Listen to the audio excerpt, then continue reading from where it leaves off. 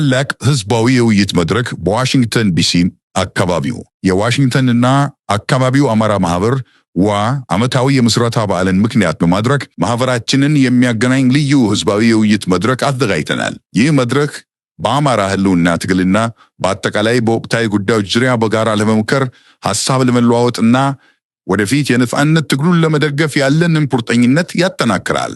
ኑ ለአንድነታችን ለቀጣይ ጉዟችን የጋራ ራዕይን ስናሳይ በደስታ ይቀላቀሉን።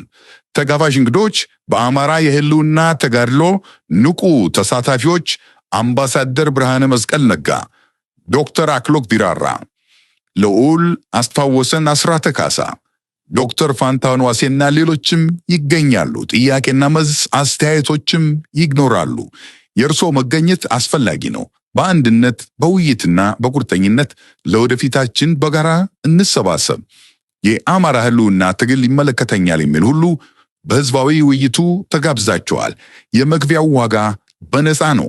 የስብሰባ አዳራሽ ቦታው የታወቀው ጆርጂያ አቬኑ የሚገኘው ዳብል ትሪ ባይ ሂልተን ሆቴል 8777 ጆርጂያ አቬኑ ሲልቨር ስፕሪንግ ሜሪላንድ ነው። ቀኑ ማርች 22 ነው። ሰዓቱ ደግሞ 2 PM ነው በዋሽንግተን ሰዓት አቆጣጠር። የዋሽንግተንና አካባቢው የአማራ ማህበር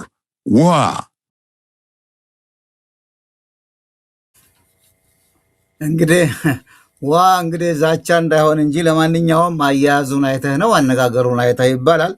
ቀደም ሲል ከፕሮግራማችን መክፈቻ በኋላ የሰማነው ይሄ ማስታወቂያ የዛሬ ዝግጅታችንን ዓላማ ምክንያት የሚጠቁም ይመስለኛል። እንደምንሰነበታችሁ አድማጭ ተመልካቾቻችን፣ ይህ አዲሱ ሚዲያ ነው። የምስረታ በዓሉን ምክንያት አድርጎ የዋሽንግተንና አካባቢው የአማራ ማህበር ስላዘጋጀው ስለዚህ ህዝባዊ ውይይት ከምክትል ሰብሳቢው ጋር እንወያያለን። አብራችሁን ቆዩ። መልካም ጊዜ እመኛለሁ።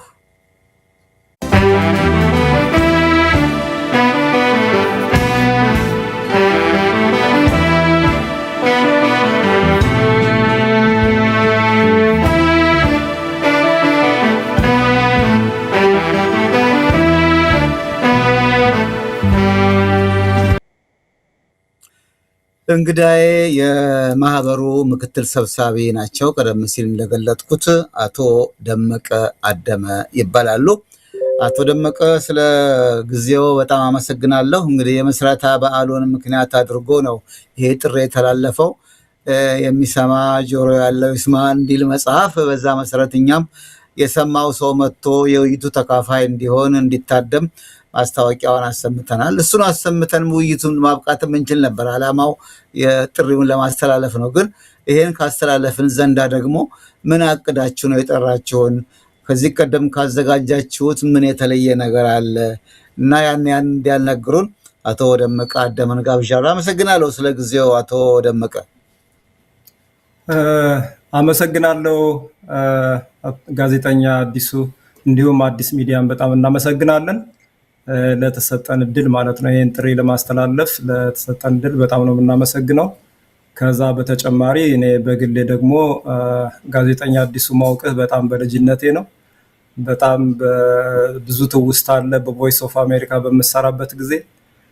አሁን ደግሞ ቀኑ ደርሶ እንደዚህ ስላገኘሁ በጣም ደስ ብሎኛል። በጣም አመሰግናለሁ። እንግዲህ እንደጠቀስከው እኔም አመሰግናለሁ። እንደው በነገራችን ላይ የምጋብዛቸው ሰዎች ብዙዎቹ ታድያለሁ፣ የእድሜ ባለጸጋ ነኝ ማለት ነው። ጋሻ አዲሱ እያሉ ልጅ ሆነን ስንሰማህ ነበር እያሉ በአንድ በኩል እያስረጁኝ ነው። እኔ ደግሞ እምቢ አላረጅም ብያለሁ። መልካም ነው። ግን ስለተከታተሉኝ ስለነበረ እንግዲህ እንደዛ ከሆነ አንተ እያልኩ ውይይቱን ደህና ያደርገዋል እንደው ያለ እንትንና እስቲ ቀደም ሲል እንደጠቆምኩት ምን አዘጋጅታችኋል? ምን አዲስ ነገር አለ? ከዚህ ቀደም ከምትናገሩት የተለየ በአሁኑ ጊዜ ምን አለ? አሁን ጊዜ መቼም አንገብጋቢው በኢትዮጵያ ጉዳይ ላይ ምን እንደሆነ ይታወቃል።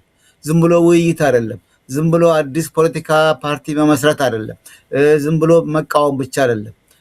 የስርዓት ለውጥ የሚመጣበትን መንገድ ማዘጋጀት ነው። ግን ይሄንን በተጨባጭ እንዲህ ብናረግ ስርዓት እንዲህ እንለውጣለን የሚል ነገር እስካሁን እኔ ገጥሞኝ አቅም። ግን ለማንኛውም ህዝባዊ ተሳትፎ ያስፈልጋል። እሱንም እውነተኛና መንገዱን ለመጠቆም መዋየትና መገናኘት ያስፈልጋልና በዛ መሰረት ነው ጥሪው የተደረገው። ምን አዘጋጅታችኋል? ወደ ዝርዝሩ ከመሄዳችን በፊት በጣም አመሰግናለሁ በድጋሚ አቶ አዲሱ። እንደገለጽከው ከዚህ በፊት በጣም ብዙ ዝግጅቶች አድርገናል። በዚህ በዋሽንግተንና አካባቢው የምስረታ በዓላችን ምክንያት በማድረግ ትልልቅ ስብሰባዎችን አድርገናል። በዛ ስብሰባ ላይ ደግሞ እንደምታውቀው በአገራችን በተለምዶ ደግሞ አማራ ክልል ተብሎ በሚጠራው አካባቢ ብዙ ችግር የደረሰ ብዙ የጦርነት አደጋ የደረሰ ብዙ ማህበራዊ ችግር የደረሰበት አካባቢ ስለሆነ ያን ለማገዝ በምናዘጋጃቸው ፕሮግራሞች ላይ የገንዘብ ማሰባሰብ እናደርጋለን። ያን የሰበሰብነውን ገንዘብ ደግሞ ወደ ለሰብአዊ እርዳታ እንልክ ነበር ማለት ነው። አሁን ግን የአማራው ስፔሻሊ ከ3 ዓመት በኋላ የአማራው የህልውና ትግል በጣም እየጨመረ ምክንያቱም አንደኛ ዱላውም እየጨመረ ምክንያቱም የአማራው ችግር እንደምታውቀው ስርዓታዊ ነው ብለን ነው የምናምነው። ሙሉ ኢትዮጵያ ላይ ችግር እያመጣ ቢሆንም በአማራው ላይ ግን ተለይቶ ስርዓት ተጥሎ ተነድፎለት የሚደርስ ጥቃትና ማንነት ላይ ያተኮረ ጥቃት ነው ብለን ስላሰብን ሙሉ ድጋፋችን ለህልውና ትግሉ ስናደርግ ነበር። በህልውና ትግሉ ዙሪያ ስናደርግ ነበር።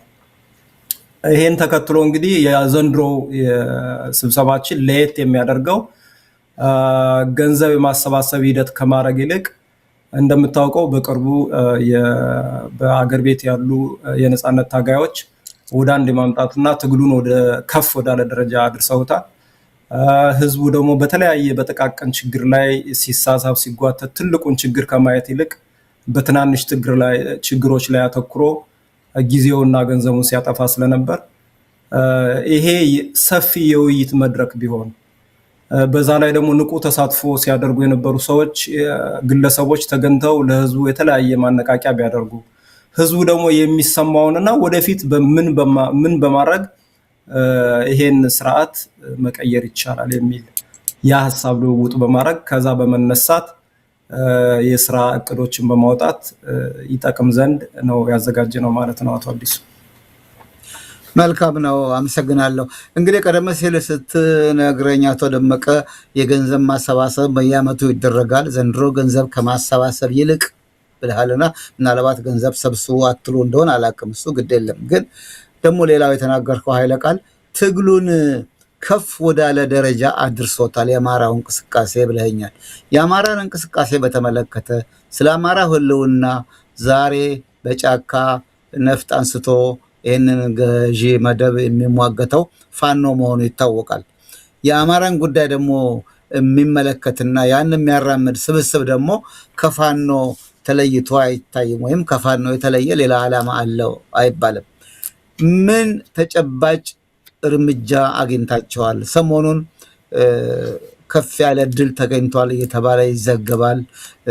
እርግጥ ገዢው መደብ ደግሞ እንኳን ይላሉ፣ ነገር ግን ደግሞ እንዳለ ሆኖ እናንተ ደግሞ ትግሉን ከፍ አድርገነዋል፣ ብዙ ቦታዎች ተይዘዋል ይባላል። እንደው በግልጽ ለመናገር እኔ እስከማውቀው ከተሳሳትኩ እታረማለሁ፣ ፋኖ ይሄንን ቦታ ይዞ በቋሚነት እስካሁን ድረስ አስከብሮ ይገኛል የሚል ነገር ብዙ ዜና አንሰማ። ግን ከፋኖ ጋር ያላችሁ ህብረት በተጨባጭ እንዲህ አይነት እርምጃ ላይ ደርሰናል የሚባል ነገር አለ? ለምን የአማራው ህልውና ትግል ከፋኖ ጋር የተያያዘ ነው።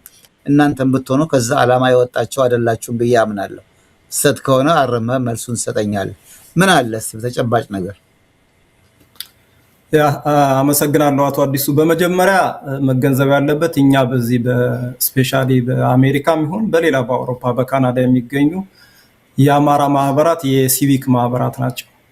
የሲቪክ ማህበራት ቢሆኑም ግን በቀጥታ ከህልውና ትግሉ ጋር እየተገናኙ ነው። ምክንያቱም የህልውና ትግሉ የአንድ ድርጅት የወታደራዊ ስብስብ ሳይሆን ጠቅላላ የህዝቡ ህልውና አማራ የሚባለው ህዝብ እስከሆነ ድረስ እኛ በቀጥታ ይመለከተናል ማለት ነው። ያን ህዝብ መደገፍ፣ የዛን ህዝብ ባህሉን፣ ታሪኩን በዓለም ደረጃ ማስተዋወቅ፣ እንዲሁም በወቅታዊ ሁኔታዎች ላይ በሚከሰቱ ነገሮች ላይ ሁሉ በንቁ መሳተፍ እንግዲህ በዲያስፖራ የሚገኘው የአማራ ማህበር የሚጠበቅበት ጉዳይ ነው።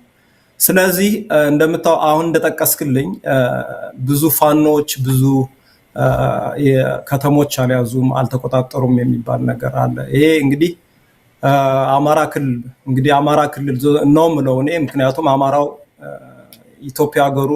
ሀገሩ ኢትዮጵያ ናት ብዬ ነው የማምነው። እነሱ ከልለው በሰጡት ብቻ ሳይሆን ግን በዛ ቦታ ላይ ከ80% በላይ የሚሆነውን የአማራ ክልል የሚባለውን በፋኖ ቁጥጥር ስር ነው። ከዋና ዋና ከተሞች ውጪ በዋና ከተሞች ርቀት በ20 ኪሎ ሜትር በ30 ኪሎ ሜትር ላይ ፋኖ ነው የሚገኘው ማለት ነው። ያን እንግዲህ ወደፊት ደግሞ አሁን የተፈጠረው አንድ የሆነ ድርጅት ተፈጥሯል፣ አንድ ሆነዋል።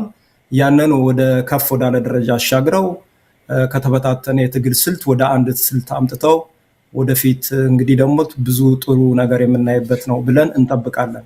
ግን አሁንም በጠቅላላ ትንንሽ ከተሞችና የወረዳ ከተሞች በፋኖ ቁጥጥር ስር ነው ያለው።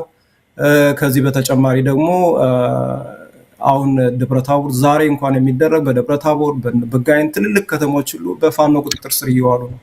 ይሄ እንግዲህ የህዝባዊ ትግል ነው። ህዝባዊ ትግል ደግሞ ያሸነፈ ምንም አገዛዝ የለም በዚህ ዓለም ላይ። ስለዚህ ህዝባዊ ትግሉ የመኖር ጥያቄ ነው፣ የህልውና ጥያቄ ነው። የዲሞክራሲ ወይም የልማት ጥያቄ አይደለም።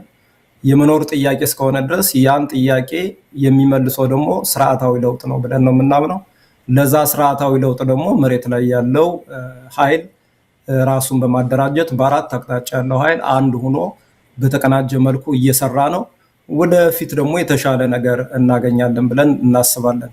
ዋናው ግን የኛ ስራ ከዚህ ላይ በዚህ ጦርነት ውስጥ ደግሞ የሚኖሩ ሲቪሊያን አሉ፣ የአዛውንቶች አሉ፣ ህፃናት አሉ፣ የእምነት ቦታዎች አሉ፣ ልዩ ልዩ ማህበራዊ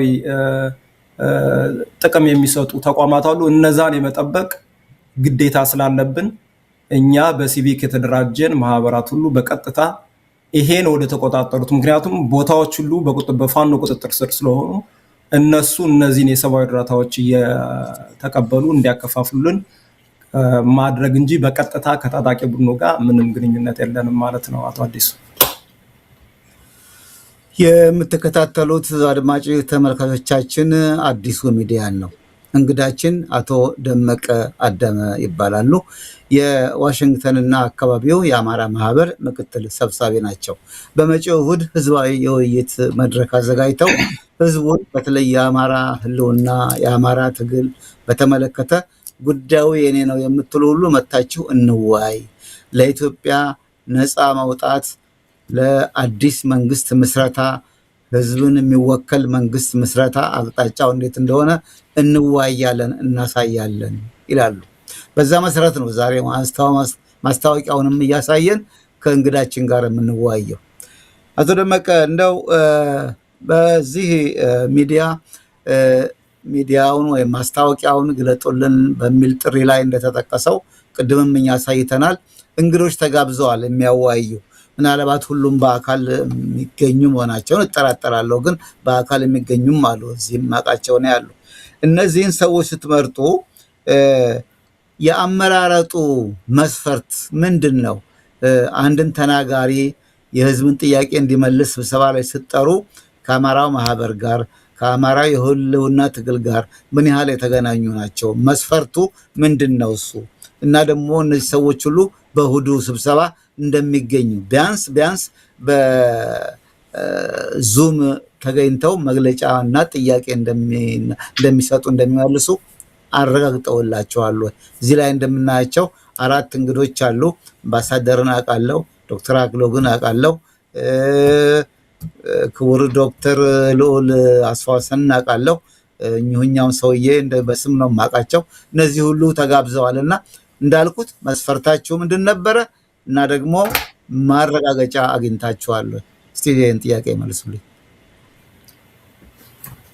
አመሰግናለሁ አዲሱ። በድጋሚ እንዳልከው እንግዲህ መስፈርታችን በመጀመሪያ በህልውና ትግሉ ላይ ንቁ ተሳትፎ የሚያደርጉ ግለሰቦች ናቸው ብለን ያመንባቸውን መጀመሪያ የአማራን የህልውና ትግል የሚደግፉ የሚያምኑና በዛ ላይ ደግሞ ንቁ ተሳትፎ በተለያየ ጊዜ ንቁ ተሳትፎ የሚያደርጉ ነው። እንግዲህ ከቁጥር 1 ብንጀምር አምባሳደር ብርሃነ መስቀል በተደጋጋሚ እንግዲህ አማራው በሚያደርገው እንቅስቃሴ ላይ ከፊት የሚገኙ የሚያነቁ በሙያም ድጋፍ የሚያደርጉ ግለሰብ ናቸው።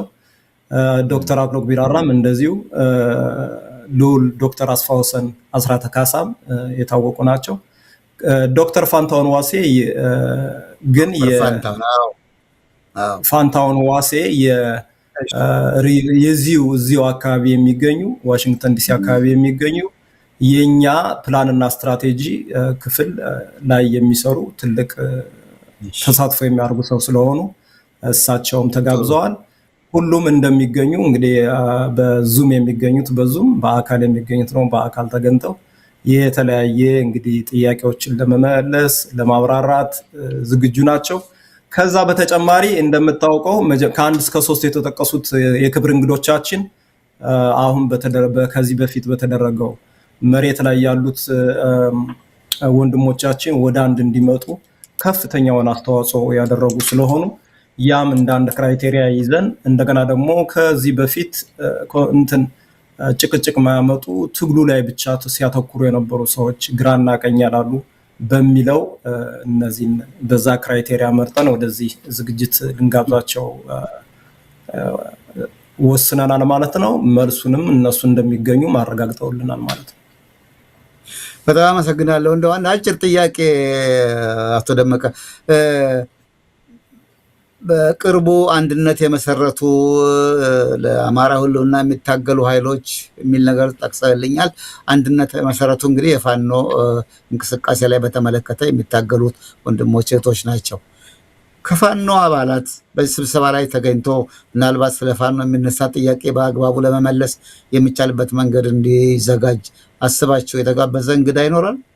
ቢያንስ በዙምም ቢሆን ወይም ደግሞ በአካል እንኳን እንግዲህ አጠራጣሪ ነው። በትክክል ነው። ልክ ነው አቶ አዲሱ። እንግዲህ ከዛ ላይ ያልጠቀስነው ከተጋባዥ እንግዶች ከሚለው ላይ የትኛው የፋኖ አመራር እንደሚመጣ እርግጠኛ ስላልሆን ነው እንጂ አመራሩን የትኛው የፋኖ ይቅርታ ስላቋረጥኩ የትኛው የፋኖ አመራርማ አይባልም። አሁን አንድነት ተመስርቷል ተብሏል። አንድነቱ ግለሰቡን ማለት ነው የሚያውቀው። እሺ ጠቅላላ ፋኖ የሚያምንበት አንድ ሰው ነው። እንደውም በነገር ላይ አንድነት ከመሰረቱ በኋላ የህዝብ ግንኙነቱን እስከዛሬ ከፋኖ ሰዎች አናግሬ አላውቅም፣ አናገርም አልፈልግም ነበር አንድ እስከሚሆነው። አሁን አንድ ሆነዋል ተብለዋልና የህዝብ ግንኙነቱን ለማግኘት ጥረት እያረኩ ነው። እስካሁን አልቀናኝም እና ፋኖን በተመለከተ ማንም ሰው ያለውን እኔም ያለኝን ጥያቄ ለመወርወር የህዝብ ግንኙነቱን ጋብዤ ጥሪ አድርጌያለሁ። እስካሁን እንግዲህ ይገባኛል እንደ ልብ አይገኙም፣ መስመሩም እሺ አይተባበርም፣ ኢንተርኔቱም ችግር አለ። ግን ሲያደርሳቸው ከደወሉልኝ እና ካገኘሁት ሰፋ ያለ ውይይት እናደርጋለን። እሺ እንቀጥል እና የትኛው ፋኖ አይባልም ለማለት ነው ይመስለኛል። ያ ልክ ነው። የትኛው ፋኖ ስል አገላለጽ ነው። ግለሰቦች እንደ ድርጅት አስተላልፈናል፣ እነሱም ተቀብለውታል። ከከፍተኛ አመራሮች አንድ ሰው ወይም 2 ሰዎች እንደሚቀርቡ አረጋግጠውልናል። ያን እንግዲህ በዚህ 2 ቀን እኛ የጠየቅናቸው ግለሰቦች አሉ። እነሱም በአሰራራቸው በድርጅታዊ አሰራራቸው እንግዲህ 2 ሰው ይመድቡልናል ብለን እንጠብቃለን። ግን እንዳልከው ሀሳቡን አንስተናል፣ እነሱም ተቀብለውታል። በዛ ጊዜ በእርግጠኝነት የሚቀርብ ሰው ይኖራል። መልካም አመሰግናለሁ። አድማጭ ተመልካቾቻችን የምንወያየው ከአቶ ደመቀ አደመ ጋር ነው። አቶ ደመቀ የዋሽንግተንና አካባቢው የአማራ ማህበር ምክትል ሰብሳቢ ናቸው። በመጪው እሑድ ስለሚደረገው የህዝባዊ የውይይት መድረክ አንዳንድ ማብራሪያ እየሰጡ ናቸው። እርግጥ ስብሰባውን በተመለከተ ለተመልካች ለህዝብ የቀረበውን ማስታወቂያ እንዳለ በሙሉ አቅርበናል በፕሮግራሙ መጀመሪያ ላይ። ፕሮግራማችን ስንዘጋም ይሄንኑ ማስታወቂያ ደግመን እናሰማለን። አጋጣሚ ሆኖ ከተገኘ እስከ እሑድ ባሉት ቀናት እንዲሁ አልፎ አልፎ ማስታወቂያውን ለህዝብ እናሰማለን። እንደው አንድ ብዙ ጊዜ እኔ ብዙውን ሰው የሚያዋይና ትክክል አለመሆኑን የሚነገር ነገር አጀንዳ ተቀብሎ የማራመድ ነገር አለ። አሁን ግን አስፈላጊው ነገር አሁን ለምሳሌ ቅድም ጠቅሼዋለሁ በሚኒስትር ደረጃ ያለው ሰው ዳንኤል ክብረት እንኳን በህይወት ሬሳቸው አይገባም ብሎ በመናገሩ የብዙ ሰው ቁጣ ቀስቅሷል። እኔ በእውነት በዚህ ጉዳይ መናደድና እኔ ለሌሎቹ ትምህርት ለመስጠት አይደለም፣ ግን እኔ የሚሰማኝን ለመግለጥ ያህል ነው። በእውነቱ አጀንዳ ሲሰጡን ተቀብለን ያንን ብዙ ቀን መፍጀት ያለብን አይመስለኝም። እነዚህ ሰዎች ዓላማቸው እድሜያቸው እንዲራዘም የሆነ እንደው ሸንቆጥ የሚያደርግ አጀንዳ ይሰጡናል። አሁን ይሄ ሰው ይሄ በማለቱ በእውነቱ አላዋቂነቱን ከመግለጥ ያለፈ የሚረባ መልእክት አላስተላለፈም። ገዢውንም ኃይሎች አለቆቹንም የሚያሸማቅቅ ነገር ይመስለኛል። አዳነች አቤቤ ለማስተባበል ሞክራ አልተሳካለትም።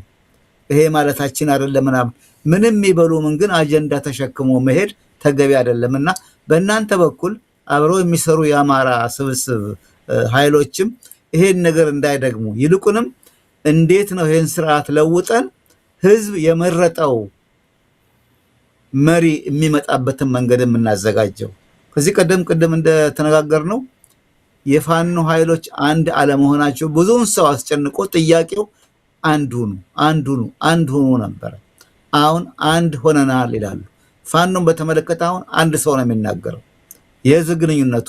እሱም ባይሆን እከሌ እንዲናገር ወክለናል ካሉ ያንን ቃል እንደ ፋኖ ቃል መውሰድ ነው።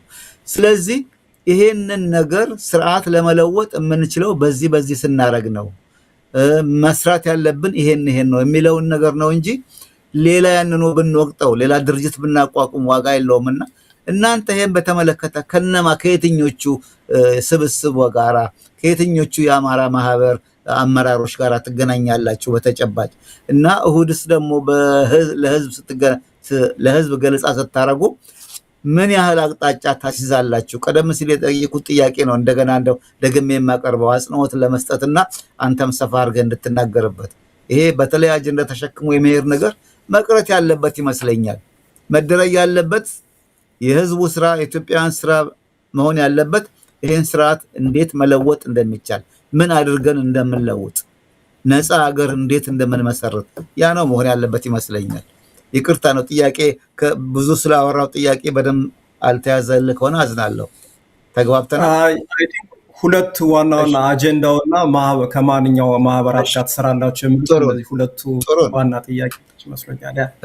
እንዳልከው እንግዲህ አጀንዳ አንደኛ አገዛዙ የሐሳብ የሚበትንበት ነው። አንተ እንደገለጽከው ትግሉ ከአንድ ቦታ ላይ ከዋናው ቦታ ላይ ትኩረት እንዳይሰጥ መበታተን ነው። ይሄ በእቅድና በፕላን የሚሰራ ነው። ለምን ነው ታዲያ አጀንዳ የሚቀበለው የሚለው እንግዲህ የአማራው የህልውና ትግል ያረዳድ ችግር የንቃተ ህሊና ችግር አለ። ሁሉም ሰው በእኩል ንቃተ ህሊና ላይ አይገኝም ማለት ነው። አንዱ ብዙ ዘርፈ ብዙ ችግር ነው። አንዱ ግን በእኩል የንቃተ ህሊና አለመገኘት አንዱ ነው። ሁለተኛው እንደምታውቀው አሁን ያለው በዘመኑ የሶሻል ሚዲያው ፕላትፎርም በብዙ ሰዎች የተያዘ ነው። በብዙ እያንዳንዱ ሶሻል ሚዲያ ላይ ያለ በፌስቡክ፣ ቲክቶክ፣ ዩቲዩብ ላይ የሚሰራው ሁሉ የራሱ አጀንዳ አለው። ስለዚህ ያም ራሱ በትክክል የአማራው የህልውና ትግል ምንድነው የሚፈልግ፣ የት ላይ ማተኮር ያለብን ነገር የትኛው ላይ ነው፣ ቅድሚያ መስጠት ያለብን ነገር የትኛው ላይ ነው ብሎ በህልውና ትግሉ ላይ ንቁ ተሳትፎ የማያደርግና ህልውና ትግሉ ደግሞ አረዳዱ ትንሽ የደከመ ሰው ከሆነ ለእንደነዚህ አይነት አጀንዳዎች በጣም የተጋለጠ ነው። ዋናውን አጀንዳ በመርሳት ደግሞ በማይረቡ በትንንሽ አጀንዳዎች ላይ ጊዜውና ገንዘቡን ያጠፋል ማለት ነው። ስለዚህ ይሄ አሁንም ተከታታይ ያ የሆነበት ምክንያት ምንድነው?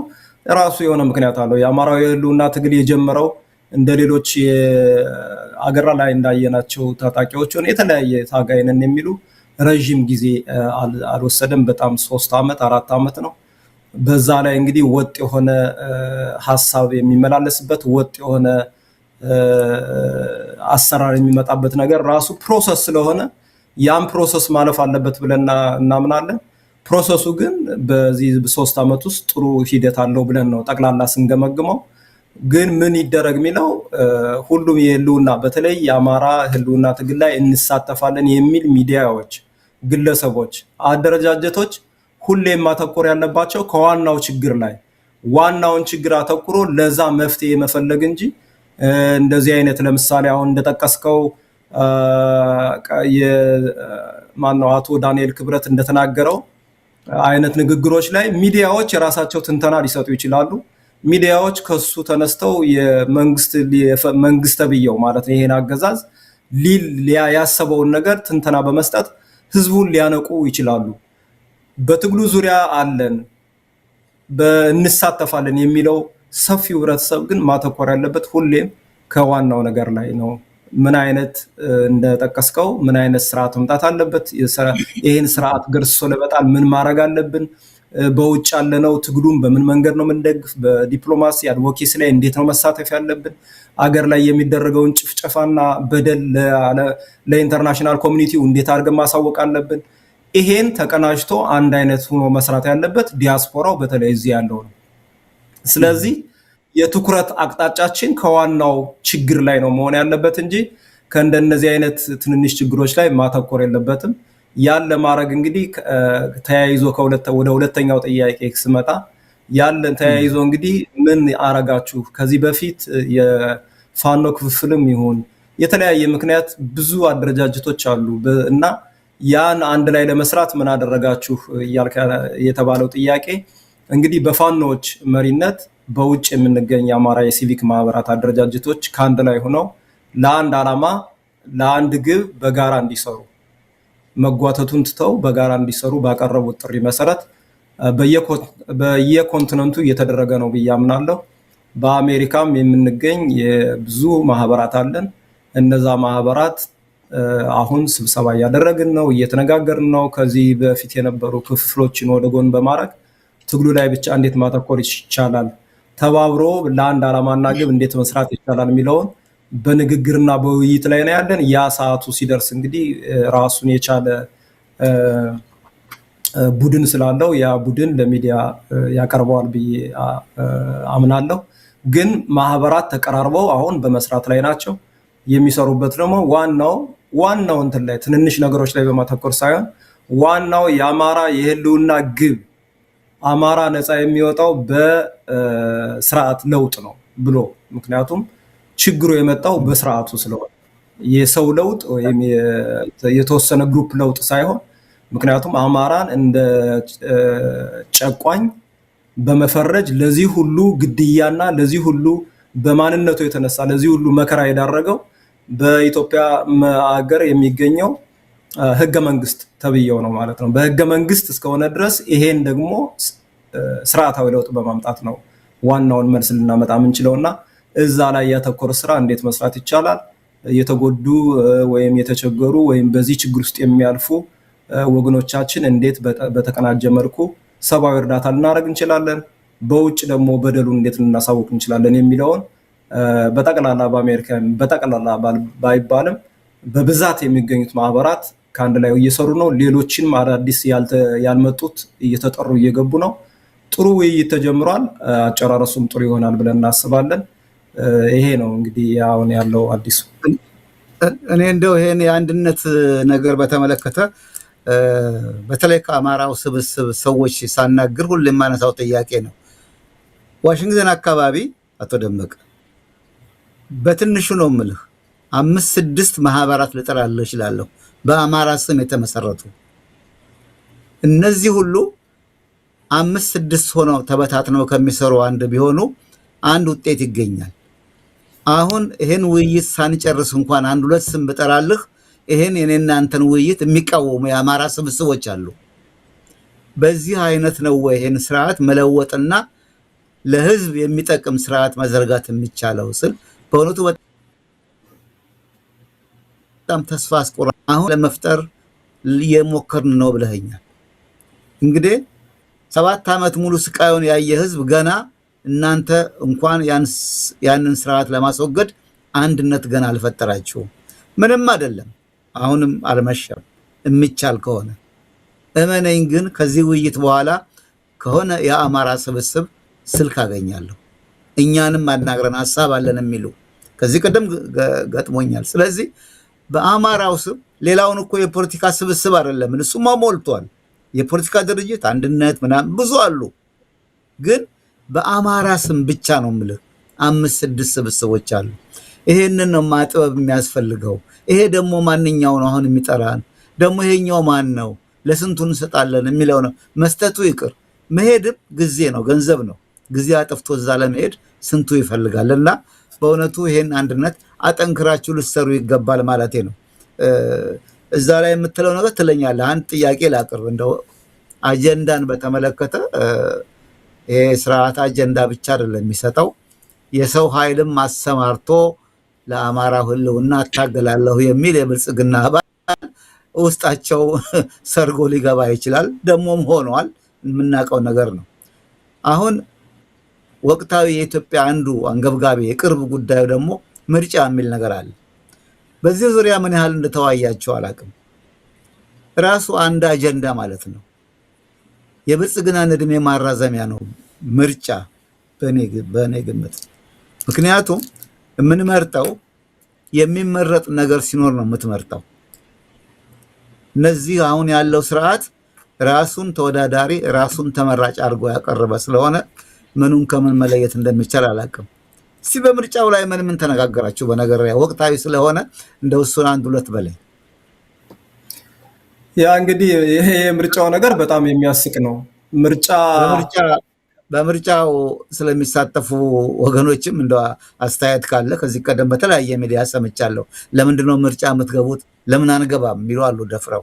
ጥሩ ነው፣ ግን ምን ውጤት መሰብሰብ እንኳን የተከለከሉ ፓርቲዎች ምርጫ እንወዳደራለን ይላሉ። አንድ ታዋቂ የፖለቲካ ሰው ሲናገሩ ወይም ሲያስረዱ ምርጫ መካፈል ማለት ማዳመቅ አይደለም። ምርጫ ውስጥ ለመሳተፍ ሞክሮ ሁኔታው ሲበላሽ መውጣት በራሱ ምርጫውን ቦይኮት እንደማድረግ ከምርጫው እንደመውጣት ይቆጠራል ይላሉ። ትንሽ ይሄ እንደው ሐሳብን የሚገዛ አስተያየት ነው። ግን ለማንኛውም በዚህ ዙሪያ ያለን አስተያየት እስቲ ካንተ ልስማ። እንደ ማለቴ ባጭሩ WAA ነው መሰለኝ እናንተ ያላችሁ ታስፈራራላችሁ። እሺ አይ ጥሩ ጥያቄ ነው። እንግዲህ መቼም እኛ የፖለቲካ ድርጅት አይደለንም፣ ግን እንዳንድ በአማራ የህልውና ትግል ላይ ንቁ ተሳታፊ እንደሆነ ግለሰብ ማንም ይሄ ምርጫ እንኳን ያሁኑ ምርጫ ከዚህ በፊት ኢህአዴግ በሚባለው የነበረው ምርጫ ራሱ ምርጫ ሳይሆን ዝም ብሎ የኢንተርናሽናል ኮሚኒቲውን ማታለያ ተመርጠናል ለሚቀጥሉት 5 ዓመት የሚልና የተለያየ የውሸት ምርጫ ነው የነበረው። ግን እንደው አትሊስት ምርጫ ይመስል ነበር ያን እኛ ብዙን ምርጫ ሀገር ቤት ሆኜ ነው ያሳለፍኩት እና ምርጫ የሚመስል ነው። ምንም ጫና ቢሆንም ኮሮጆ መገልበጥ ቢኖርም ምርጫ ይመስላል። በተለይ ለመታለል እና ብዙ መረጃ ለሌለው ለኢንተርናሽናል ኮሚኒቲው ያሁኑ አሁን እንግዲህ በህዋት የሚመራው ያ አገዛዝ ለዚህኛው ለኦህዴዱ ካቀበለው በኋላ ደግሞ ከዛኛውም የባሰ ነው የመጣው ማለት ነው። የባሰ የምለው ምንድነው? አሁን ባለፈው ከዚህ በፊት የነበረው ምርጫ ኢቭን በኦሮሚያ ክልል ምንም ምርጫ የለም። ይሄን የውሸቱ ምርጫ ነው እንግዲህ ወደ ራሴ ምልከታ መጣለሁ። በኦሮሚያ ምንም ምርጫ የለም፣ በትግራይ ምንም ምርጫ የለም፣ በአማራ በግማሹ ምርጫ የለም። ያ ሁሉ ምርጫ ማለት የውሸት ምርጫ እንኳን ማድረግ ያልቻለ ነው። እንኳን የእውነት የውሸት ምርጫ ማድረግ ያልቻለ አገዛዝ ነው። ወደ አሁኑ ስንመጣ የአሁኑ ደግሞ የባሰበት ነው ማለት ነው። የባሰበት ነው ማለት ምንድነው? የባሰበት ካልከኝ ካለፈው 5 ዓመት የከፋ አገዛዙ ዋና ከተማ ላይ እንኳን መቀመጥ ያቃተው በጣም የባሰ ምርጫ የሚመስል ነገር እንኳን ማከናወን የማይችልበት ድራማ ለመስራት የማይመች ወቅት ነው ማለት ነው። በዚህ ውስጥ ነው እንግዲህ ምርጫ አለ፣ ለምርጫ እየተወዳደርን ነው የሚሉ አንዳንድ አገር ቤት ያሉ የፖለቲካ አደረጃጀቶች ምናያቸው ማለት ነው። እኔ እንደሚገባኝ አሁን አንዳንድ መድረክ ላይ ወጥተው የሚናገሩ ሰዎች ምርጫውን እንዲያዳምቁ በአገዛዙ ድጋፍ የመጡ ሁሉም ባይባሉ ግን አሁን በተለይ ወጣ ብለው በደፍረው የሚናገሩት በአገዛዙ ድጋፍ የመጡ ግለሰቦች ናቸው ብዬ ነው። ደፍረው የተናገሩት እነ ክርስቲያን ታደለማ እስር ቤት ላይ ናቸው። ደፍረው የተናገሩት እነ ዮሐንስ ቧያለውማ እስር ቤት ናቸው። ብዙ ሐሳባቸውን በትክክል የገለጹት እነ ጋዜጠኛ መስከረም አበራማ እስር ቤት ናቸው። ሐሳብ የገለጹ እንኳን በእነዚህ ደረጃ ደፍረው ብልጽግና ሊናገሩ ይቅርና ስለዚህ ይሄ ድራማ ነው እንደ ግለሰብ ድራማ ነው ብዬ ነው ማስበበት እንግዲህ እያንዳንዱ የፖለቲካ ድርጅት ደግሞ የራሱ ግምገማ ይኖራል ከአገዛዙ ጋር እንኳን ባይሰራ ከዛ ገብተን በውድድሩ ፕሮሰስ ላይ ሆነን የምናጋልጠው ነገር ካለ ለኢንተርናሽናል ኮሚኒቲው ማጋለጥ አለብን ብለው የሚናገሩ አንዳንድ የፖለቲካ ድርጅቶች አይቻለው ቅድም የጠቀስካቸው አንዳንድ የፖለቲካ ግለሰቦች ሆኑ ደግሞ ይሄንም ሲደግሙት አይቻለው ያ እንግዲህ እንደ ግለሰቦችና እንደ አደረጃጀቱ ይለያል ምርጫው ግን የአማራ ህዝብ ከዚህ ላይ ማተኮር እንደሌለበት ይሄን እንደሌለ ቆጥሮ ከዋናው ትግሉ ላይ ከዋናው የራሱ የህልውና ትግልና ይሄን አገዛዝ እንዴት አድርጌ ቀይራለሁ ብሎ ከዋናው እንትኑ ላይ ነው ማተኮር ያለበት እንጂ በምርጫም ይሁን በተለያየ ነገር ዋናውን አጀንዳውን መርሳት የለበትም እንዳልከው ሶሻል ሚዲያው ላይ የሚታየው አገዛዙ ራሱ ፌስቡክ እንኳን ከዚህ በፊት እንደተጠቀሰው ወደ 25000 የሚጠጉ ያገዛዙ የሳይበር ወታደሮች እንዳሉት አለ ተከፍሏቸው ስለዚህ እንደነዚህ አይነቶች ደግሞ ሶሻል ሚዲያውን በማጥለቅለቅ እንደ ቀድም እንደነገርኩ የህልውና ትግሉ ንቃተ ህሊናው ላይ ሁሉም ሰው እኩል ስላልሆነ ሰዎችን የመሳብ ሰዎችን አቴንሽን ዳይቨርት የማድረግ ሊኖር ይችላል ይሄ እንግዲህ በሂደት የሚስተካከል ነው እንጂ ሙሉ በሙሉ ልናስወግደው ምንችል አይመስለኝም ወቅድም ወደ ተቀስከው ግን ብዙ አደረጃጀቶች አላችሁ ዲሲ ላይ ብቻ 5-6 አለ ይሄ ሆኖ ሰው ኮንፊውዝ ይሆናል እና ይሄንስ ምን ያረጋችሁ ነው ላልከው ልክ ነው ዲሲ ላይ የተለያዩ አደረጃጀቶች አሉ ግን ለመረጃ የሆነ ዘንድ እኔ እንኳን ወደዚህ ሀገር ስመጣ ምንም የአማራ እንቅስቃሴ አልነበረም በኢትዮጵያውያን በተለይ እኔ በመጣበት ጊዜ የግንቦት 7 የሚባለው እንትን እንቅስቃሴ ነው የነበረው እዚህ ደማቅ እንቅስቃሴ የነበረ በኢትዮጵያዊነት ላይ የነበረ ነበር የዋሽንግተን አካባቢ አማራ ማህበር ሲመሰረት ግን አንድ የአማራ ማህበር ሜቢ አንድ የአማራ ማህበር ነበር ልልጃል ሌላ አልነበረም ስለዚህ ከዛን ጊዜ ጀምሮ የአማራውን ለመጀመሪያ ጊዜ ነው እኛ አዳራሽ ሞልቶ በአማራ ስም ህዝቡ እንዲሰበሰብ ያደረግነው በዛው ውይይት ላይ እንግዲህ እንደዛ ስንል አማራው ከኢትዮጵያ የተለየ ነው ወይም ከዚህ በፊት እንዳየናቸው ትግራይ ላይ ኦሮሚያ ላይ እንደነበሩት አማራ የራሱን ሀገር ለመፍጠር የሚያደርገው ሳይሆን አማራ ነፃነቱን ለማስከበር ነው ግን በስሙ እየተገደለ ስለሆነ በስሙ ተደራጅቶ መከላከል አለበት የሚል ሐሳብ ይዘን እንደገና ደግሞ በጣም በወለጋ ላይ በመተከል ላይ የሚደርሱ ከባድ ጭፍጨፋዎች እነዛ ሁሉ ገፋፍተውን ነው የአማራ ማህበራት የመሰረት ነው ስለዚህ ያኔ አልነበረም አሁን አለ የተሶኬ ችግር የለም ይኖር እንዴት አብረን በጋራ እንሰራለን የሚለው ላይ ነው ከተቻለ ወደ አደረጃጀት መምጣት ካልተቻለ ደግሞ ላንድ ግብ ላንድ አላማ ተደጋግፈን የጎን ለጎን ሳንጓተት ባንድ እንዴት ልንመጣ እንችላለን የሚለው እንግዲህ በውይይት ያጠበብን ይሄድን ወደ ዋናው ችግራችን ላይ ማተኮር አለብን ብዬ ነው ማስበው እርግጥ ነው አለ ይሄ ጉዳይ በየትኛውም በአሜሪካም በአውሮፓም በተለያዩ ከተሞች አለ መደራጀቱ አይጎዳም ግን ተሳስቦ መስራት ከተቻለና ወደ አንድ መምጣት በጊዜ ሂደት ወደ አንድ መምጣት ከተቻለ መደራጀቱ ጥሩ ነው ብዬ ነው ማስበው ግን ያን ኔጌቲቭ ኤነርጂ ካለ ችግሩ ያዛ ላይ ነው ቅድም አንተ እንደጠቀስከው በተለያዩ የአማራ አደረጃጀቶች ላይ የብልጽግናን አጀንዳ ይዘው አማራንን የሚሉት አማራ ሆኖ በዛ ላይ የተሳተፉ ግለሰቦች አሉ እነሱ ለትግሉ በተለይ ለዲያስፖራው ከባድ ፈተና የሆኑት እነሱ ናቸው ያን ደግሞ እንግዲህ ትግሉ በሂደት ያጣራ ይሄዳል ብለን ተስፋ እናደርጋለን በጣም አመሰግናለሁ አቶ ደመቀ በእውነቱ ቀደም ሲል እንደገለጥኩት ይሄ ዝግጅት እሁድ የጠራችሁትን ህዝባዊ የውይይት መድረክ በተመለከተ 1-2 ነጥቦች እንደው አንስተን ለመወያየት ያህል ነው እንጂ ማስታወቂያውን እናንተ ያወጣችሁትና እኔም ፕሮግራሙን መክፈቻ አድርጌ ያሰማሁትን ማስታወቂያ ብቻ አሰምተን ልናበቃ እንችል ነበር ግን አንዳንድ ማብራሪያ አስፈላጊ ከሆነ እንድናክልበት በማለት ነውና ለጊዜው ጥያቄ እንጨርሻለሁ እሁድ እንግዲህ ሁኔታዎች እንደፈቀዱ በመገኘት ያጎደላችሁት ካለ ማይገባ ነገር ካለ እሱን ጠቆም ደግሞ እንደገና መልሼ እጠራለሁ አንተንም ወይም ደግሞ ዋና ሰብሳቢዎች ካሉ እነሱን ይዘን እንወያያለን። ለአሁኑ ግን እንደማጠቃለያ እንደው የቀረኝ ሐሳብ አለ። የእሁዱን ውይይት ተመለከተ እችን ነጥብ ብናገር መልካም ነው። ከመሰናበቴ በፊት የምትለው ካለ እሷን እንድትናገር እድል ሰጣለሁ። ከዛ በኋላ የላክልኝን ማስታወቂያ እንደገና አሰምቼ ፕሮግራሜን አጠቃልላለሁ። አንተ እድሉን ልስጥስ። በድጋሜ በጣም እናመሰግናለን አዲሱ ሚዲያን እንዲሁም ጋዜጠኛ አዲሱ በጣም የኛን ጥሪ ተቀብለህ እንደዚህ ሰዓት ስለሰጠህም በጣም ነው የምናመሰግነው። ብዙውን ነገር አንተ በትክክል ገልጸዋል። ብዙ የምጨምረው ነገር የለኝም። እንግዲህ ለህዝቡ የማስተላልፈው አንድ ህብረተሰብ ካልተነጋገረ ካልተመካከረ ወደ ጥሩ ነገር ሊመጣ አይችልም።